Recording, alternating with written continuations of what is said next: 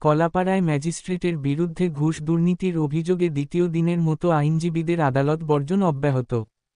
পটুয়াখালীর কলাপাড়ায় senior judicial magistrate Ashis রায়ের বিরুদ্ধে ঘুষ, দুর্নীতি ও অনিয়মের অভিযোগে দ্বিতীয় দিনের মতো আদালত বর্জন অব্যাহত রেখেছে আইনজীবীরা। বৃহস্পতিবার সকাল থেকে কোন আইনজীবী এজলাসে উপস্থিত হননি। বিষয়টি নিশ্চিত করেছেন জেলা আইনজীবী সমিতির সদস্য ও উপজেলার জ্যেষ্ঠ আইনজীবী হাফিজুর রহমান চুন্নু। এর আগে গতকাল সকালে চৌকি আদালত আইনজীবী ভবনে আইনজীবীদের এক জরুরি সভায় এই সিদ্ধান্ত গ্রহণ করা হয়। বিচারক কার্যক্রম ব্যাহত হওয়ায় সাধারণ বিচারপ্রার্থীরা পড়েছেন চরম ভোগান্তিতে। ম্যাজিস্ট্রেট আশিস রায়কে অপসারণ করা না হলে আরও কঠোর কর্মসূচি গ্রহণের কথা জানিয়েছেন আইনজীবীরা।